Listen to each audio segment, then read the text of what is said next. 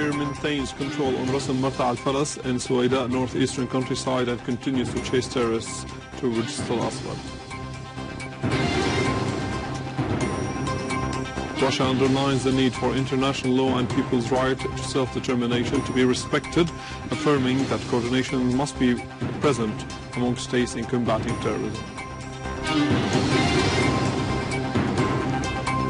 And the Iraqi army enters Tikrit and continues its operations in Al-Anbar and Diyala provinces to clear them of terrorists.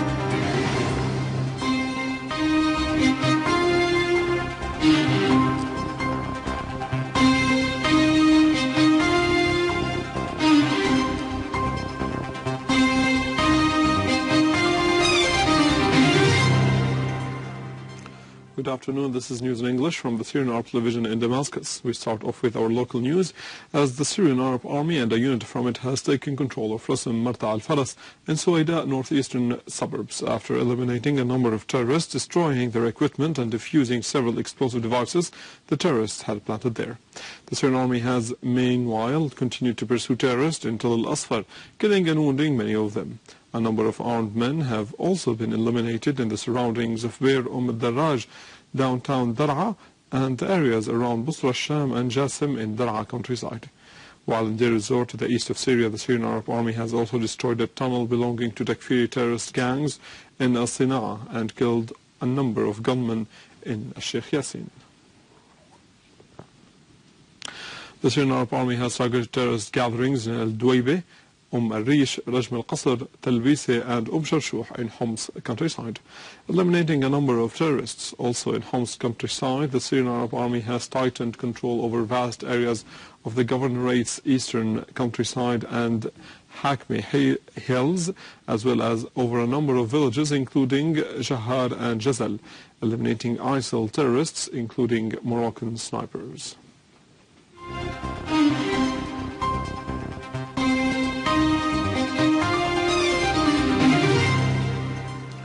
In international news, Russian Foreign Minister Sergei Lavrov has said that combating terrorism should take place on the basis of international law, a thing that should not be ignored by the United Nations Security Council. In a press conference with his Spanish counterpart, José Manuel Garcia, in Moscow, Lavrov said there is earnest need to coordinate measures among states in fighting terrorism and extremism. On the Ukrainian situation, the Russian minister reiterated his country's calls for getting all measures related to the Minsk agreement implemented. Chairman of the Turkish Homeland Party, Perinçek, has said that the Turkish President Recep Tayyip Erdogan has exported terrorism and armed men to Syria, crushing under his feet the manners of dealing with neighbors. Al-Wisal channel has quoted Perinçek, who recently visited Syria, as saying in a word he delivered during the School of Politics festivity at Bahichan Shahir University in Istanbul, that the countries of the region confronting the armed organizations trained by the United States. He pointed out that the latter is getting ready to send to Syria the armed men who will be trained in Turkey within the framework of the so-called program of training and equipping Syrian opposition. The Lebanese army has thwarted terrorist attempts to attack one of its positions in Arsal in Al-Biqa province. The army has sent reinforcement to its front positions opposite Arsal, prairies, and eastern mountainous chains where terrorist suspected moves have been monitored.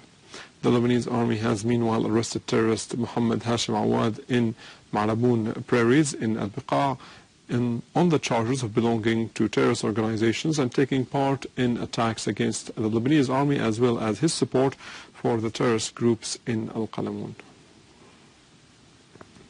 In Iraq, Iraqi army entered the streets of Tikrit, the center of Salah Eddin governorate, after encircling it from different axes, as a clear progress is achieved in Al-Qadisiyah neighborhood in the city. Iraqi armed forces liberated 1,400 square kilometers, including 42 villages east of Salah Eddin governorate, from ISIS terrorist group.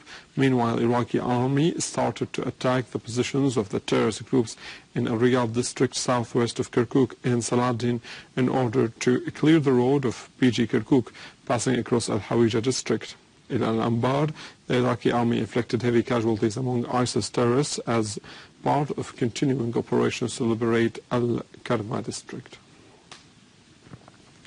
In Egypt, a worker was killed and 24 soldiers were injured in a terrorist attack that targeted a security camp in Al-Musa'ad neighborhood in Al-Arish area of Sinai. A security source said that a suicide attacker drove his car into the camp of the Central Security Forces. The source added that the blast destroyed parts of the camp wall, killing a man and injuring the soldiers. Ambulances were seen rushing to the scene of the blast. In Libya, demonstrators burned the Qatari and Turkish flags along with the banner of the terrorist Muslim Brotherhood group. During a demonstration in the streets of Tobruk to denounce the support provided by these parties to the terrorists in Libya, the demonstrators called for supporting the Libyan army to fight terrorism and emphasized the importance of dialogue among Libyan components of society, excluding the mainstreams that caused the destruction and havoc in the country. The General Commander of the Libyan Army, General Khalifa Haftar, reconfirmed that Qatar and Libya continue to support terrorist groups by providing them with money and arms in reference to Qatar and Turkey. And they are exploiting illegal migrants to recruit them to fight against the Libyan army.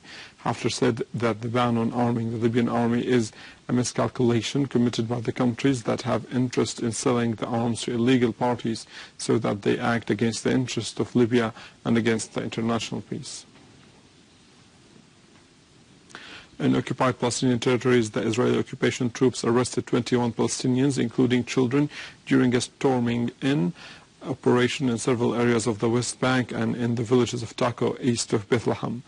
The occupation authorities destroyed shops in Al-Matar Street near the segregation wall in Qalandia and broke into Al-Azana and Karaza villages.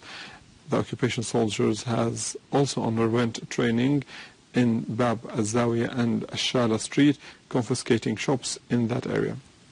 The occupation troops have meanwhile stormed into Al-Hashimiyya and Barqin villages and opened fire on Palestinian youngsters who belted Israeli occupation forces with stones.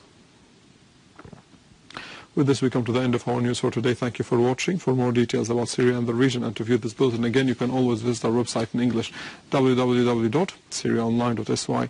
Now the latest in the world of economy and finance after the break with Nariman.